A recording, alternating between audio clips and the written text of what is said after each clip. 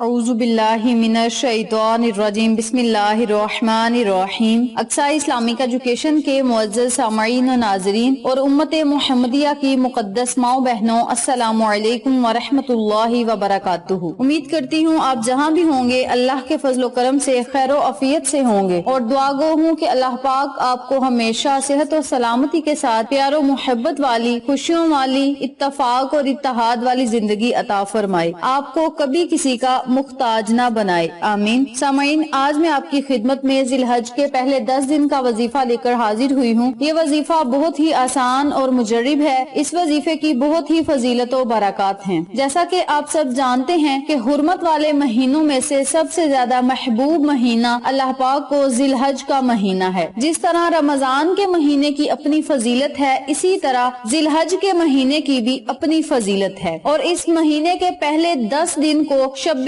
قدر کے ساتھ منسوب کیا جاتا ہے۔ جس طرح رمضان المبارک کی آخری 10 راتیں بڑی ہی بابرکت ہیں، عظمت والی ہیں، شانوں والی ہیں، اسی طرح ذی الحج کے پہلے 10 دن بھی بہت ہی زیادہ فضیلت و برکات کے حامل ہیں۔ ذی الحج کا مہینہ ایک بہت ہی مقدس مہینہ ہے۔ اس مہینے میں اللہ پاک نے حج کا عمل بھی رکھا ہے اور قربانی کا عمل بھی رکھا ہے۔ حضرت سیدنا عبداللہ بن عباس رضی اللہ تعالیٰ عنہ سے روایت ہے، عشرہ ذی الحج میں سے ایک عمل کا ثواب 700 گنا تک بڑھا دیا جاتا ہے۔ میرے پیارے بھائیوں اور میری پیاری بہنوں، ہمیں بھی چاہیے کہ نیکی کے کام کریں، نیک اعمال کریں، اپنے نامہ اعمال میں اضافہ کریں، گناہوں سے معافی مانگیں، گناہوں سے بخشش اللہ سے مانگیں، اور اپنی آخرت کو بہتر بنائیں۔ ہمیں چاہیے اللہ تعالیٰ کے دیے ہوئے مال میں سے اللہ کی راہ میں خرچ کریں۔ جو بے حساب دیتا ہے اس سے کیا حساب کرنا۔ اللہ تبارک و تعالیٰ سے ہمیں دعا کرنی چاہیے کہ اللہ پاک ہمارے اندر نیکی کرنے کا جذبہ پیدا کرے، چاہے وہ مال والی نیکی ہو، صدقہ کرنے کی نیکی ہو، یا حج کرنے کی نیکی ہو، یا پھر قربانی کرنے کی نیکی ہو۔ یعنی ہمارے اندر جب نیکی کرنے کا جذبہ پیدا ہوگا تو ہم کسی طریقے سے بھی نیکیاں کریں گے۔ تو آپ نے اللہ سے جب دعا کرنی ہے تو آپ نے اسی طرح دعا کرنی ہے کہ مولا نیکی کرنے کی طاقت اور قوت دے، اور اپنی عبادت کرنے کی بھی طاقت اور ذوق و شوق عطا فرما۔ جب بندے کے اندر ایک شوق پیدا ہوگا تو پھر اللہ پاک اس بندے کو ہر طرح کی توفیق عطا کرے گا، نماز پڑھنے کی بھی، روزہ رکھنے کی بھی، حج اور قربانی کرنے کی بھی۔ جب آپ اللہ کی راہ میں بے حساب دیں گے تو اللہ کریم بھی آپ کو بے بہا عطا کرے گا۔ یاد رکھیں، ہمارے علماء کرام بزرگان دین جو اس دنیا سے رخصت ہو گئے ہیں، ان کو اپنی دنیا سے زیادہ اپنی آخرت کو بہتر بنانے کا شوق ہوا کرتا تھا۔ تو ہم سب مسلمانوں کو چاہیے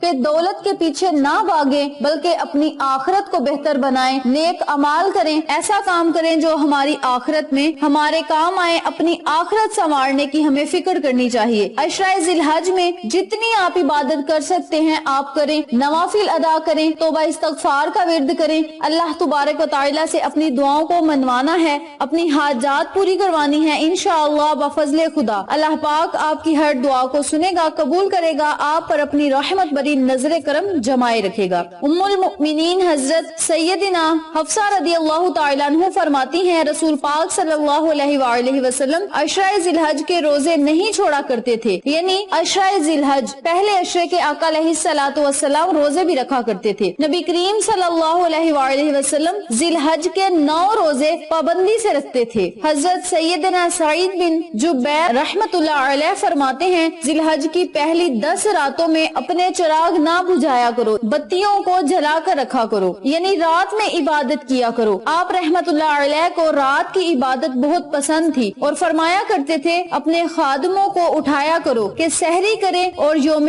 عرفہ کا روزہ رکھیں۔ حضرت سیدنا عبداللہ بن عمر اور حضرت سیدنا ابو ہریرہ رضی اللہ تعالیٰ عنہ عشرہ ذی الحج میں بازار جا کر تکبیر کہتے تو لوگ بھی ان کے ساتھ تکبیر کہتے، اور یہ دونوں حضرات صرف تکبیرات کہنے کے لیے بازار جایا کرتے تھے۔ حضرت سیدنا امام باقر رضی اللہ تعالیٰ عنہ عشرہ ذی الحج میں نفل نمازوں کے بعد بھی تکبیر پڑھا کرتے تھے۔ 9ویں ذی الحج کی فجر سے 13ویں ذی الحج کی عصر تک ہر فرض نماز کے بعد آپ لوگوں کو چاہیے کہ بلند آواز کے ساتھ تکبیر کہیں، تاکہ جتنے لوگ بھی سنیں انہیں بھی ثواب ہو، وہ بھی بھی پڑھیں, آپ کو بھی ثواب ہو اور وہ بھی نیکیاں حاصل کر سکیں. بہت ہی آسان عمل ہے, چھوٹا سا عمل ہے, لیکن اس کے فائدے برکات بہت ہی زیادہ ہیں. آج میں آپ کو جو عمل بتاؤں گی, جو وظیفہ بتاؤں گی, اس عمل کو آپ نے ذی الحج کے پہلے عشرے تک کرنا ہے, یعنی 10 ذی الحج تک آپ نے کرتے ہی رہنا ہے. جب بھی کسی کو یہ وظیفہ ملے اسی دن سے آپ نے اس عمل کو, اس وظیفے کو شروع کر دینا ہے. اس وظیفے کو کرنے کی اجازت عام ہے. وقت کی نزاکت کو مد نظر رکھتے ہوئے ہم اپنے مقصد کی طرف چلتے ہیں. وظیفہ ذکر کرنے سے پہلے میری آپ سے گزارش ہے کہ ویڈیو کو آخر تک ضرور دیکھیے گا, اور جن لوگوں نے ابھی تک میرے چینل اقصی اسلامک ایجوکیشن کو سبسکرائب نہیں کیا وہ نیچے موجود لال رنگ کے بٹن کو دبا دیں اور ساتھ موجود گھنٹی کے بٹن کو دبا دیں تاکہ میری ہر نئی آنے والی ویڈیو کی اپڈیٹ آپ تک بآسانی پہنچ سکے. جزاک اللہ. اسی کے ساتھ میری آپ سے گزارش ہے کہ ہم نے ایک نیا چینل مانو فوڈ سیکریٹس کے نام پہ شروع کیا ہے. اس چینل پہ جائیں, سبسکرائب کریں, لائک اینڈ شیئر کریں, ہمیں سپورٹ کریں. آپ لوگوں کی سپورٹ ہماری کامیابی کا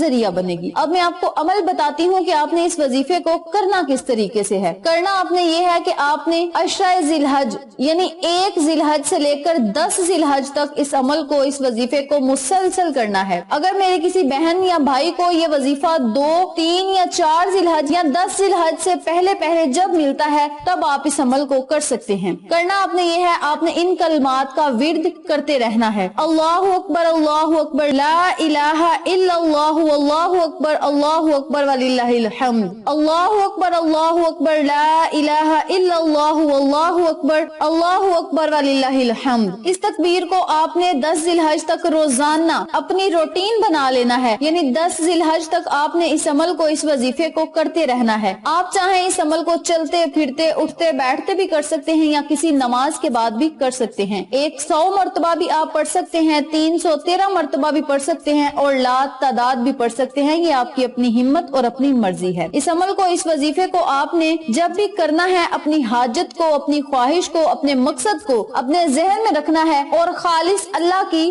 رضا کے لیے کرنا ہے. اگر آپ اللہ کی رضا کے لیے اس عمل کو کریں گے تو آپ کے تمام کام بنتے جائیں گے, آپ کی دلی حاجات پوری ہوں گی, دعائیں قبول ہوں گی, اللہ پاک آپ کو بن مانگے ہی عطا کرے گا. اتنا بڑا انعام, اتنا اجر و ثواب ہے اس عمل کو, اس وظیفے کو کرنے کا. چھوٹی سی تکبیر ہے, بس آپ نے اس تکبیر کو پڑھتے رہنا ہے اور اپنی حاجات اللہ سے پوری کرواتے رہنا ہے, اپنی دعاؤں کو قبولیت کا شرف عطا کرواتے رہنا ہے. اس عمل کو, اس وظیفے کو آپ نے 10 ذی الحج یعنی جب تک آپ نماز عید ادا کرنے کے لیے نہیں جاتے تب تک آپ نے کرتے رہنا ہے. جب آپ گھر سے نماز عید ادا کرنے کے لیے جائیں تو اپنی مسجدوں میں یا عیدگاہ جاتے وقت آپ نے اس تکبیر کا ورد اپنی زبان پہ جاری رکھنا ہے. اس عمل کو, اس وظیفے کو آپ خود بھی کریں, اپنے عزیزوں کا اور فیملی ممبرز, فرینڈز اور نیبرز کے ساتھ شیئر بھی کریں تاکہ تمام لوگ اس وظیفے سے مستفید ہوں, آپ کو اور مجھے صدقہ جاریہ کا ثواب ملتا رہے. ویڈیو پسند آئے تو لائک کریں, شیئر کریں, چینل کو سبسکرائب کریں اور ساتھ موجود بیل آئیکن کو دبا کے آل نوٹیفیکیشن پہ کلک کریں تاکہ میری ہر نئی آنے والی ویڈیو کی اپڈیٹ آپ تک بآسانی پہنچ سکے. آخر میں اللہ سے دعا ہے, جن میرے ویورز نے مجھے دعا کے لیے کہا, اللہ پاک ان کی دعاؤں کو قبول کرے, حاجات کو پورا کرے, مشکلات پریشانیوں کو ختم کر دے, اور جن لوگوں نے دعا کے لیے نہیں کہا اللہ پاک ان پر بھی اپنی ہزاروں رحمتوں, کروڑوں